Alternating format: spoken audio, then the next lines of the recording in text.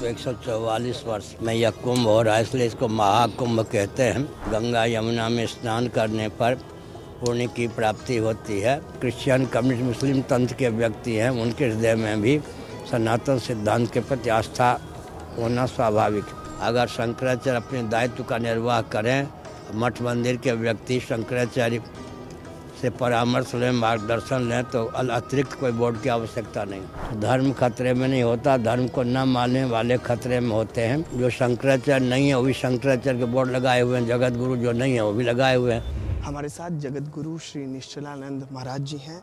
महाराज जी, आपसे मैं ये जानना चाहता हूँ कि हमारे सनातन धर्म में महाकुंभ का क्या महत्व है महाराज जी? 12 वर्ष में एक कुंभ होता है। 12 को 12 से गुणा करें तो 144 वर्ष में यह कुंभ हो रहा है, इसलिए इसको महाकुंभ कहते हैं। कल्पवास करने पर या एक दिन का भी निवास करने पर, संयम पूर्वक रहने पर, संगम में या गंगा यमुना में स्नान करने पर पुण्य की प्राप्ति होती है।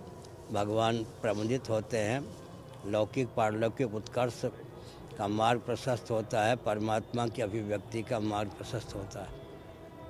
महाराज जी, सनातन धर्म की रक्षा कैसे की जा सकती है? सनातन धर्म को आगे और कैसे बढ़ाया जा सकता है? इसमें लोग कैसे अपनी सहभागिता? प्राप्त विद्या और कला है, उसको उद्भाषित करने पर, दर्शन, विज्ञान, व्यवहार, देश काल परिस्थिति में सामंजस्य आदि पर बोलने पर, तत्व पक्षपातो ही स्वभावोधियम, तत्व का पक्ष लेना, वस्तुस्थिति का पक्ष लेना जीव और जीव की बुद्धि का स्वभाव है। इसलिए दर्शन, विज्ञान, व्यवहार, देश काल परिस्थिति में सामंजस्य साध कर भाव व्यक्त करने पर जो क्रिश्चियन, कम्युनिस्ट, मुस्लिम पंथ के व्यक्ति हैं, उनके हृदय में भी सनातन सिद्धांत के प्रति आस्था होना स्वाभाविक है। महाराज जी, सनातन बोर्ड की मांग हो रही है। कुछ साधु संत ऐसा कह रहे हैं कि योगी जी और मोदी जी जो हैं दक्षिणा के तौर पर एक सनातन बोर्ड का गठन करें।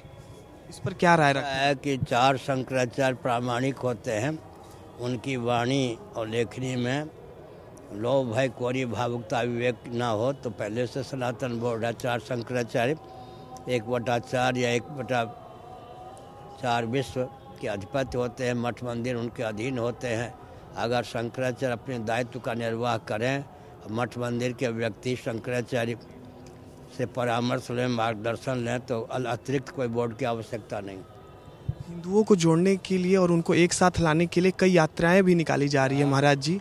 हिंदुओं को जोड़ने के लिए कई यात्राएं भी निकाली जा रही है। कहा जा रहा है कि लोग आजकल एक नहीं हो पा रहे, इसलिए हमारा धर्म जो है खतरे में है। तो कैसे जोड़ा जा सकता है? खतरे में नहीं होता है। धर्म का अगर दर्शन, विज्ञान, व्यवहार में सामंजस्य साध कर प्रतिपादन किया जाए तो धर्म खतरे में नहीं होता। धर्म को न मानने वाले खतरे में होते हैं। किसी भी वस्तु की सत्ता, उपयोगिता जिस पर निर्भर है उसी का नाम धर्म है। धर्म विहीन कोई वस्तु हो ही नहीं सकती है। बंध्या पुत्र केवल नाम है, शब्द है, उसका अर्थ कोई व्यक्ति विशेष नहीं होता। ससुश्रृंग, खरगोश के सिंह केवल शब्द है, उसका अर्थ कोई खरगोश के सिंह नहीं होते। धर्म विहीन कोई वस्तु हो ही नहीं सकती है, केवल शब्द है। आखिरी सवाल है मेरा महाराज जी कि इस महाकुंभ में जो व्यवस्थाएं हुई हैं उसकी खूब तारीफ हो रही है। वैश्विक स्तर पर इसका प्रचार प्रसार किया जा रहा है, प्रधानमंत्री और मुख्यमंत्री की भी तारीफ हो रही है। क्या आप भी तारीफ करेंगे इस व्यवस्था की? व्यवस्था में प्रमाद का परिचय नहीं दिया गया, आस्था का परिचय दिया गया है, उदारता का परिचय दिया गया है। और पहले से ही अराजक तत्व भी शिविर लगाकर शंकराचार्य बना के घुमाए जाते हैं, घूम रहे हैं आजकल भी। इतनी अराजकता पहले भी थी, आज भी है। शंकराचार्य अलग अलग है? अलग अलग है माने, जो शंकराचार्य नहीं है वो भी शंकराचार्य के बोर्ड लगाए हुए हैं, जगत गुरु जो नहीं है वो भी लगाए हुए हैं। इतनी अराजकता पहले भी थी, आज भी है। आगे कैसे बचा जा सकता है महाराज जी इससे? बचेगा कैसे? जब असली कृष्ण होते हैं नकली वासुदेव बन ही जाते हैं।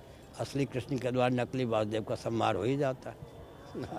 ठीक है महाराज जी, हमारे साथ जगत गुरु श्री निश्चलानंदी महाराज थे जो बता रहे थे कि महाकुंभ की विशेषता क्या है और इसका महत्व क्या है। कैमरा पर्सन दुर्गेश साहू के साथ अनमोल तिवारी, विस्तार न्यूज़।